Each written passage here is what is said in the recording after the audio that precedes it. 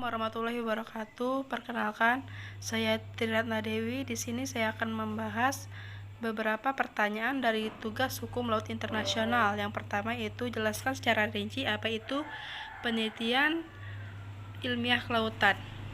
Penelitian ilmiah kelautan merupakan salah satu sarana untuk mengembangkan ilmu pengetahuan dan teknologi di bidang kelautan.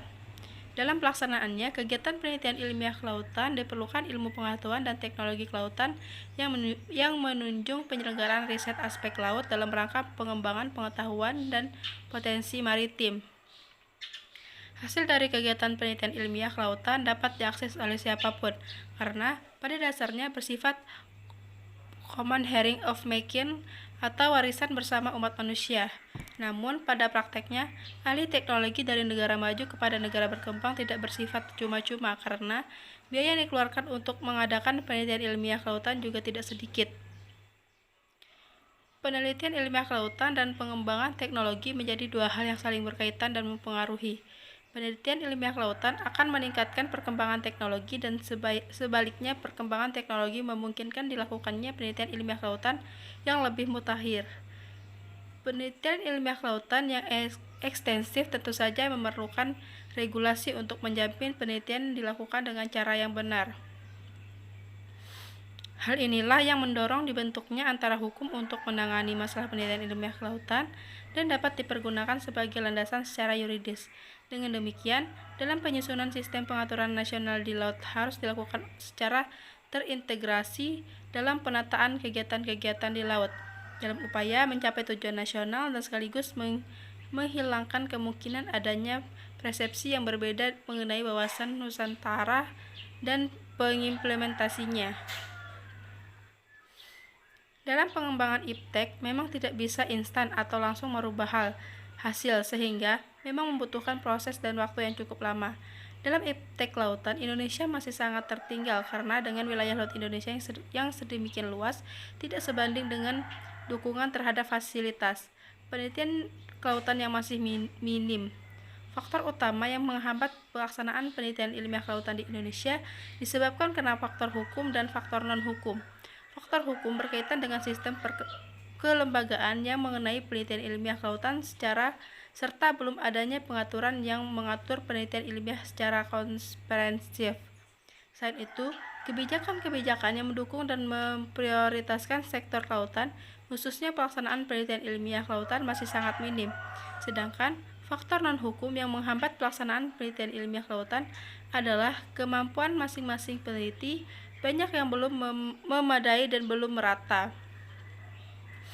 Selain itu, sarana dan prasarana untuk mendukung pelaksanaan penelitian ilmiah kelautan masih sangat kurang. Apabila keadaan seperti ini terus berlanjut, maka proses alih teknologi kelautan juga akan sulit terwujud. Selama ini, salah satu kelemahan kita dalam mengembangkan iptek adalah tidak adanya strategi jangka panjang atau roadmap dalam melakukan riset secara komprehensif. Kebanyakan penelitian yang dilakukan sifatnya sepotong-sepotong. Kita harus memikirkan penelitian-penelitian baru yang belum terpikirkan atau menjadi fokus penelitian. Riset tidak perlu besar, yang penting bisa bermanfaat dan aplikatif. Di negara lain, teknologi sangat berkembang karena para peneliti tidak perlu memikirkan keterbatasan peralatan yang digunakan. Padahal, jika peralatan dan fasilitas penelitian itu yang dibutuhkan optimal, dapat mempermudah dan mempercepat proses penelitian ini sendiri. Sebenarnya banyak konsep pemikiran atau riset kelautan yang bisa dikembangkan, tetapi kelemahan negeri ini adalah pengembangan iptek belum menjadi prioritas.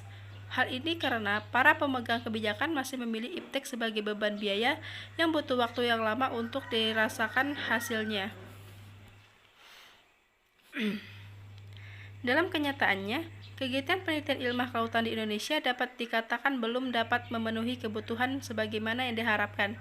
Hal itu disebabkan oleh adanya beberapa hambatan, yaitu yang pertama, keadaan dan kondisi survei dan penelitian laut dewasa ini yang ternyata masih berada pada situasi yang jauh dari sebagaimana mestinya. Yang kedua, terdapatnya kekurangan tenaga yang diperlukan. Yang ketiga, tidak memadainya sarana yang diperlukan. Dan yang terakhir, sangat terbatasnya fasilitas yang seharusnya mendukung survei dan penelitian laut.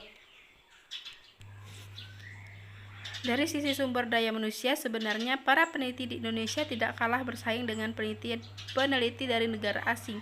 Kuncinya adalah pengembangan iptek yang kuat. Kebijakan pemerintah di negara tersebut sangat berpihak dalam pengembangan iptek. Selain sisi pendapatan, juga fasilitas penelitian kita masih belum lengkap dan ketinggalan zaman. Walaupun keuangan negara terbatas, oleh karena itu negara cukup memperhatikan untuk biaya pengadaan dan pemeliharaan sarana dan prasarana riset.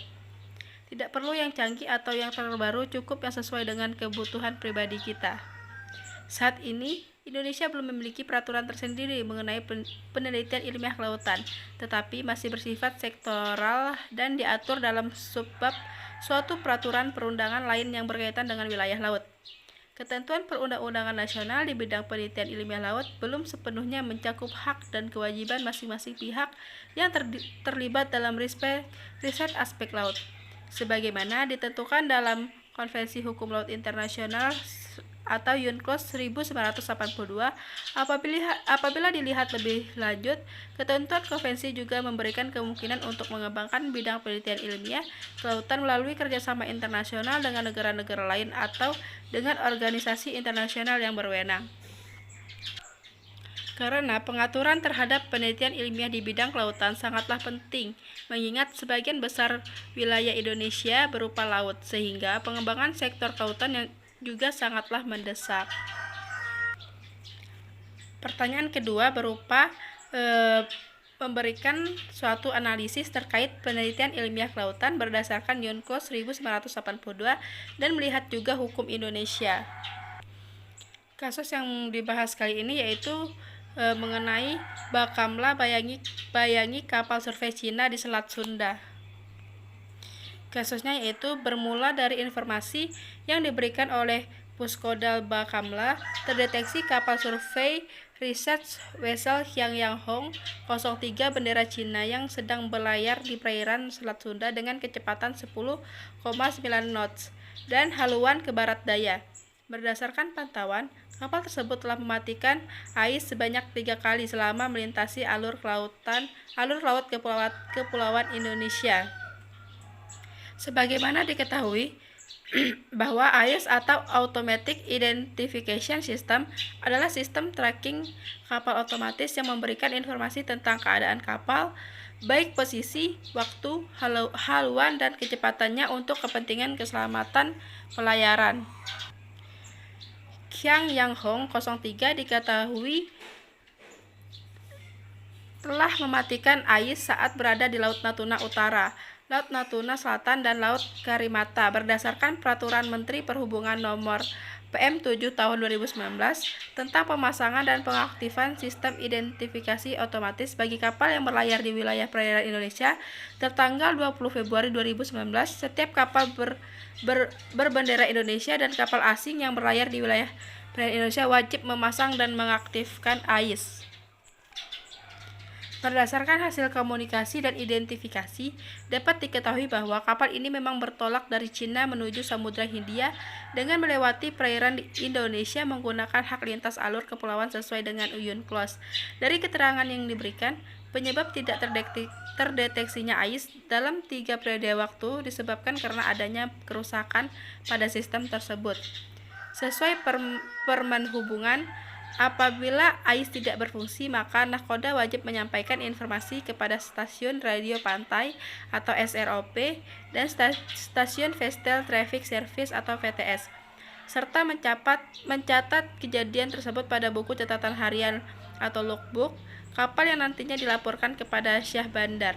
Dalam situasi ini, KN Pulau Nipah 321 tidak dapat melaksanakan dokumentasi dan pemeriksaan lebih lanjut dikarenakan cuaca buruk. KN Pulau Nipah 321 terus membayangi kapal survei Cina hingga call dari ZAAI. Jadi, berdasarkan hukum laut internasional, kasus tersebut dapat berupa pasal 253 UNCLOS mengenai penangguhan atau penghentian kegiatan-kegiatan riset ilmiah kelautan.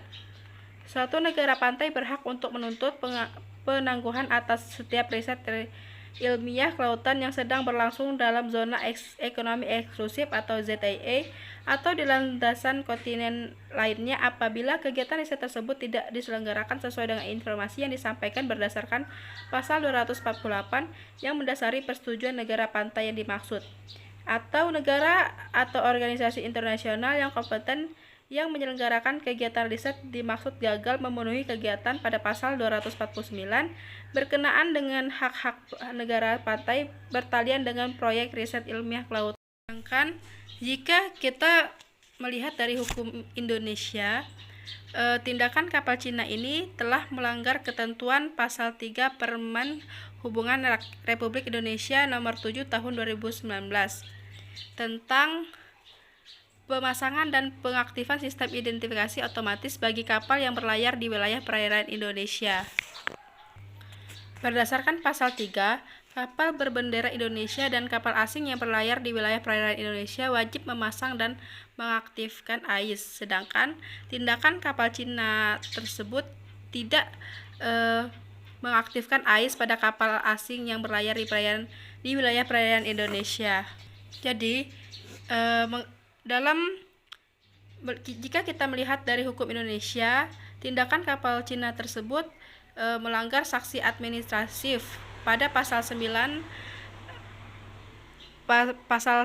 Permen Hubungan RI nomor 7 tahun 2019,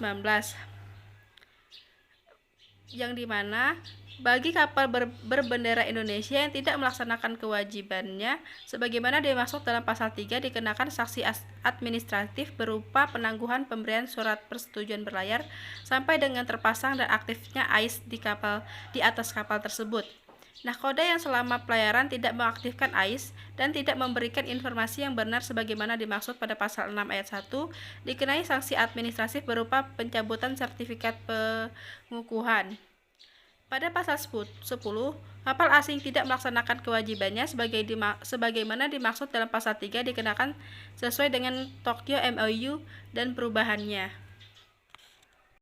Jadi, kesimpulannya di dalam hukum laut internasional atau UNCLOS diberikan sanksi berupa ganti rugi, sedangkan secara nasional atau hukum Indonesia hanya berupa sanksi administratif yang berupa teguran tertulis atau dicabutnya izin dan lainnya. Baiklah, hanya itu yang dapat saya sampaikan. Kurang lebihnya saya mohon maaf. Saya akhiri, wabillahi taufiq wal hidayah. Wassalamualaikum warahmatullahi wabarakatuh.